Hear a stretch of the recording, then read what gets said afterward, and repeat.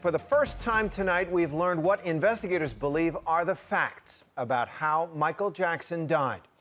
It's a shocking account of his last hours. Drug following drug following drug. So many drugs that Jackson's heart could no longer take it. In an attempt to get Michael Jackson to sleep, he was given enough sedatives to kill him.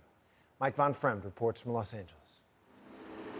Today, court documents filed by police in Houston seeking to raid the home, office, and storage facility of Jackson's personal physician, Dr. Conrad Murray, were released.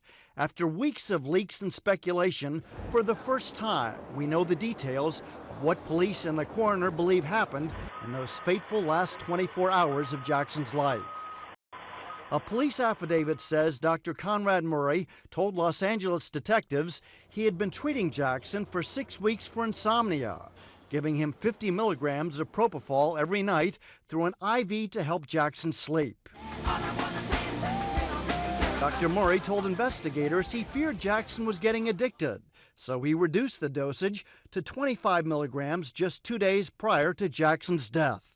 You don't use propofol to wean somebody, but propofol literally is just simply used to put someone to sleep. And if you give too much, it can be lethal, and you can have exactly what happened here.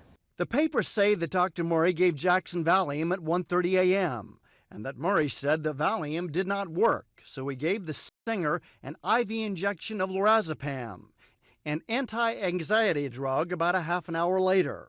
In the case of LORAZEPAM, however, although it's in the blood for a short time, its effect can actually persist. And that persisting when putting another drug on top of it is where you have a greater potential for disaster. At 3:30 a.m., Dr. Murray reportedly told police Jackson was still awake, so he then gave him midazolam, a sedative, pushing it slowly into his IV.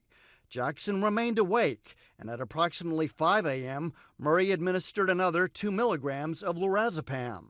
If you give this combination of drugs and you're not aware of the potential interactions between them, that's how you can get in trouble. Because any one of them can be lethal on their own, but putting them together raises the chances of them being lethal considerably. At 7:30, Jackson was still awake, so Dr. Murray injected another dose of midazolam.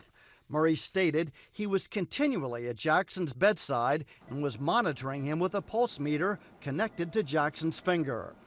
Murray gave Jackson more drugs. He says at 10:40 a.m. he administered 25 milligrams of propofol. Dr. Murray told investigators Jackson repeatedly demanded the drug. After giving Jackson the powerful drug, Dr. Murray reportedly told investigators he left Jackson's side to go to the restroom and relieve himself. Murray stated he was out of the room for about 2 minutes maximum. Upon his return, Murray noticed that Jackson was no longer breathing.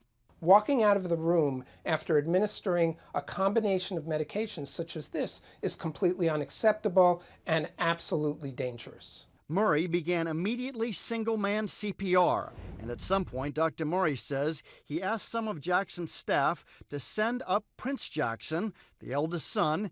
Then Murray continued performing CPR. The affidavit claims that Dr. Murray estimated that he noticed that Jackson was not breathing at around 11 a.m., although today Murray's attorney denied this account. If it was 11 a.m. that Jackson stopped breathing, that is significant because Murray's cellular telephone records show he was on the cell phone for 47 minutes with 3 separate calls from 11:18 to 12:05. The 911 call did not come until 12:21 p.m. Murray does not appear to have mentioned this to the interviewing detectives. The doctor was on his cell phone for an extended period of time. If you have the most famous patient in the world, practically dead, within a few feet of you, you would think that you'd be attending to the patient rather than spending 45 minutes on your cell phone. So that was a little bizarre. Jackson's son Prince alerted security, who went to the aid of Dr. Murray and called 911. The ambulance arrived soon after, but medics were unable to revive Jackson. He was pronounced dead at UCLA Medical Center at 2:26 p.m. Murray refused to sign the death certificate. Dr. Murray told investigators other doctors had administered propofol to Jackson, including Las Vegas doctor David Adams. Dr. Murray says he was at a cosmetologist's office where Dr. Adams gave Jackson propofol. Investigators found 8 bottles of propofol in Jackson's house after he died, but they do not know where it was purchased. Dr. Conrad Murray finally broke his silence last week when he released a video statement thanking friends and patients who have stuck by him. I have done all I could do. I told the truth, and I have faith the truth will prevail.